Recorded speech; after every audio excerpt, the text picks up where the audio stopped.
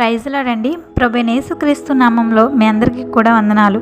దేవుని కృప వలన ఆరోగ్యం, ఆయుష్, ఆశీర్వాదం, శాంతి, సమాధానం ఎల్లప్పుడూ మీకు మీ కుటుంబ సభ్యులందరికీ కూడా ఉండాలి అని కోరుకుంటూ అందరికీ కూడా క్రిస్మస్ శుభాకాంక్షలండి.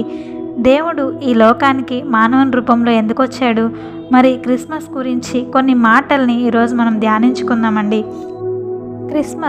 అసలు క్రిస్మస్ అంటే అందరూ కూడా ఏమనుకుంటారండి, క్రిస్మస్ వస్తుందంటే చాలు మరి చాలామంది కొత్త బట్టలు షాపింగ్ చేస్తారు, మరికొందరు అయితే ఇళ్లల్లో రకరకాల పిండి వంటలు చేస్తారు, కేక్స్ తయారు చేస్తారు, స్టార్స్ పెట్టుకుంటారు, మరి క్రిస్మస్ ట్రీ పెట్టుకుంటారు. లేదంటే మరి ఫెస్టివల్ రోజు అందరూ కూడా సరదాగా అలా బయటకు వెళ్ళి రెస్టారెంట్లకు వెళ్ళి బిర్యానీ తింటారు. అందరూ కూడా క్రిస్మస్ అంటే ఇదే అనుకుంటారండి. అసలు క్రిస్మస్ అంటే మీనింగ్ ఏంటి అంటే, క్రిస్టమస్ అంటే క్రైస్ట్ అంటే క్రీస్తు, మస్ అంటే ఆరాధన. క్రిస్టమస్ అంటే క్రీస్తుని ఆరాధించడం, ఆయన్ని ఆరాధించాలి, ఆయన బోధించిన మార్గంలో నడవడమే నిజమైన క్రిస్మస్ అంటే. యేసు ప్రభువారి జన్మం ఎట్లా అంటే, తల్లి అయిన మరియ గర్భంలో ఆయన జన్మించాడు.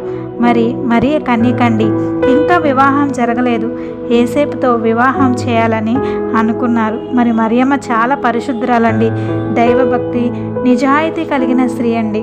మరి మరియమ్మకు యేసేపుకి నిశ్చితార్థం అయ్యిద్దండి. కొంతకాలంలో వీరిద్దరికి కూడా వివాహం జరిగిద్ది అని అందరూ కూడా ఎంతో సంతోషపడతారు.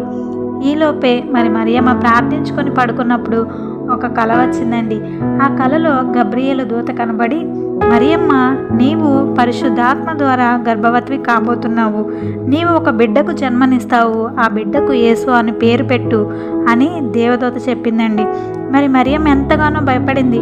ఎందుకు అంటే, మరి ఒక స్త్రీ వివాహానికి ముందే గర్భవతి అయితే మరి అందరూ కూడా ఎంతో హీనంగా చూస్తారు అని చెప్పి నిజంగా చాలా భయపడిందండి. కానీ ఇది దేవుని కార్యం వలన జరగబోతుంది. తనను దేవుడే స్వయంగా ఎన్నుకున్నాడు కాబట్టి దేవుని ఆజ్ఞలను పాటించి ఒప్పుకుంది. దానితో మరియమ్మ గర్భం ధరించి గర్భవతి అయ్యిందండి. తను గర్భవతి అని ఇరుగు పొరుగు వారికి, తన తల్లిదండ్రులకి, మరి తనని పెళ్లి చేసుకోబోతున్న యోసేపుకు కూడా తెలిసిందండి. యోసేపు మరియను అవమానించకుండా తనని పెళ్లి చేసుకోకూడదు అని రహస్యంగా విడిచిపెట్టేయాలి అనుకుంటాడు. అదే రోజు రాత్రి యోసేపు నిద్రపోతున్నప్పుడు కల వచ్చిందండి. ఆ కలలో దేవుని దూత కనబడి, నీ భార్య విషయంలో నీవు చింతించొద్దు యోసేపు, ఆమె పరిశుద్ధాత్మ ద్వారా గర్భం ధరించి ఆమె కడుపులో దేవుని కుమారుడు పుట్టబోతున్నాడు, ఆయన ప్రజలను పాపంలో నుండి రక్షిస్తాడు, ఆయనే ఈ లోక రక్షకుడు అవుతాడు అని చెప్పింది. యోసేపు తనకున్న అపార్థాలన్నీ కూడా తొలగించుకొని మరియమ్మకు తోడుగా నిలిచాడండి. అలాగా యేసుప్రభువారు మరియమ్మ గర్భంలో జన్మిస్తాడు. అయితే అసలు యేసుప్రభువారు ఈ లోకానికి మానవ రూపంలో రావడానికి కారణాలు ఏంటి అంటే, దేవుడు స్వయంగా మరి మన కోసం మానవ రూపంలో వచ్చాడండి. యేసుప్రభువారు ఈ లోకానికి ఎందుకు వచ్చాడంటే, మరి మొట్టమొదటిగా మత్తయి సువార్త 1వ అధ్యాయం 20వ వచనం 21వ వచనంలో, మనుషుల పాపంలో నుండి రక్షించడానికే యేసుప్రభువారు ఈ లోకానికి వచ్చాడు. పాపులైన మనుషుల్ని పాప విముక్తుల్ని చేసి రక్షించడానికి యేసుప్రభువారు ఈ లోకానికి వచ్చాడండి. మానవుణ్ణి తన పాపాల నుండి విడిపించి దేవుని సన్నిధిలో శాశ్వతమైన నీతి, న్యాయాలు, ధన్యత, శాంతి, ఆనందాలు ఉండే స్థితిలోనికి తేవడానికి ఆయన వచ్చాడు. మరి అలాగే లూకా సువార్త 19వ అధ్యాయం 10వ వచనంలో, నశించిన దానిని వెతికి రక్షించడానికి మనుష్య కుమారుడి లోకానికి వచ్చాడు.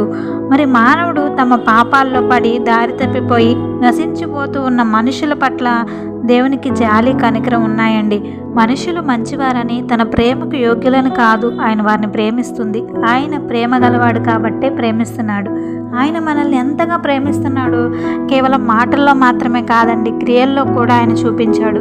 మన పాపముల నిమిత్తం ఆయన సిలువలో రక్తం కార్చాడు.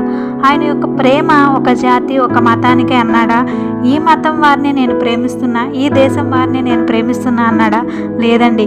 మరి చాలామంది అంటుంటారు, మరి ఆ దేవుడు ఆ మతానికి చెందినవాడే, యేసుప్రభువారు ఆ మతానికి చెందినవాడే, యేసుప్రభువారు ఆ దేశానికి చెందినవాడే అని చాలామంది అంటూ ఉంటాడు.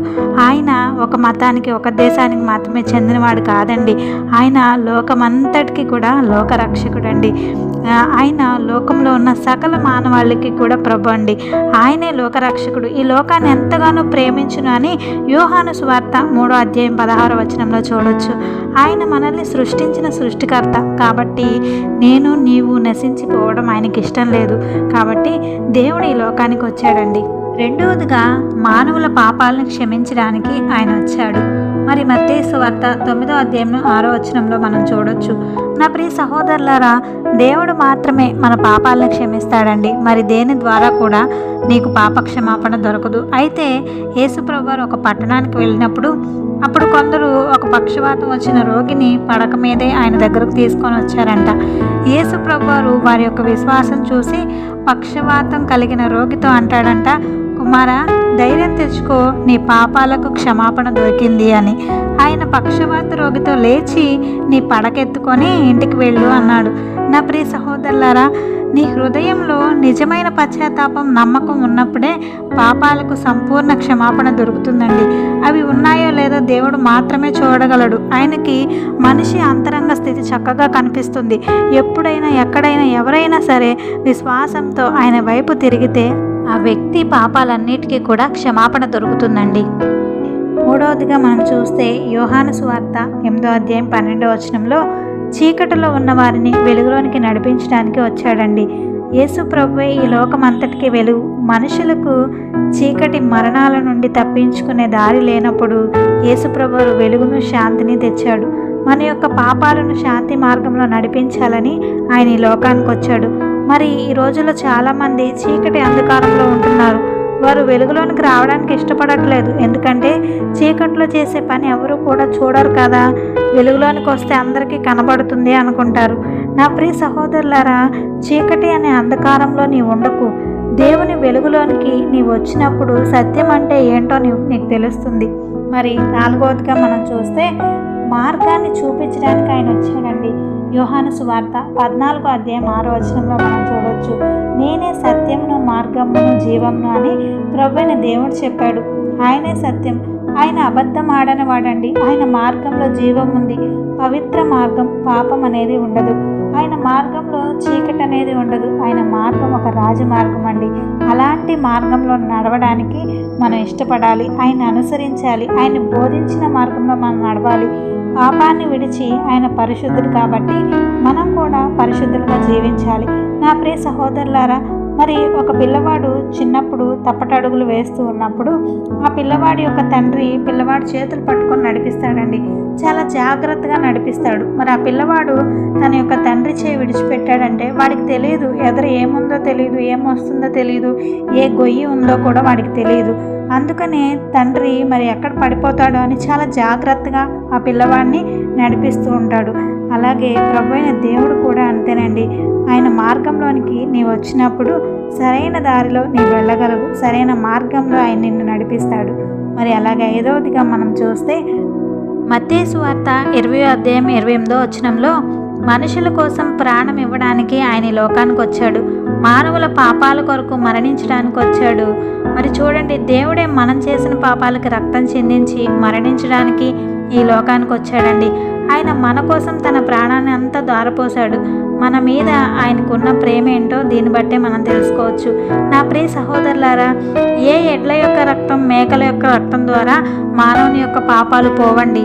దేవుని చిందించిన పరిశుద్ధ రక్తం ద్వారానే పాప క్షమాపణ దొరుకుతుంది. నా ప్రియ సహోదరులారా, దేవుడు స్వయంగా మన కోసమే ఈ లోకానికి వచ్చాడు. ఆయన మన కోసం ప్రాణం పెట్టాడు, మనల్ని ఎంతగానో ప్రేమిస్తున్నాడు. మరి అలాంటి దేవునికి నీవేమిస్తున్నావు? ఆయన నీ కోసం, నా కోసం ఈ భూలోకానికి మానవ రూపంలో వచ్చాడు. మరి నీవు దేవుని కోసం జీవిస్తున్నావా? నా ప్రియ దేవుని బిడ్డలారా, ఇంకా ఎంతకాలం దేవునికి దూరంగా బ్రతుకుతావు? ఆయన్ని నీ సొంత రక్షకునిగా అంగీకరించు. నీ ఆత్మ రక్షించబడాలి అని ప్రభువైన దేవుడు కోరుతున్నాడు. కాబట్టి నా ప్రియ సహోదరులారా, దేవుణ్ణి నీ హృదయంలోనికి చేర్చుకో. నీ హృదయంలో దేవునికి నీవు చోటివ్వు. ఆయన బోధించిన మార్గంలో నీవు నడువు. నీ పాపాలన్నిటికీ కూడా క్షమాపణ దొరుకుతుంది. నీవు రక్షించబడతావు. ఆమెన్. God bless you.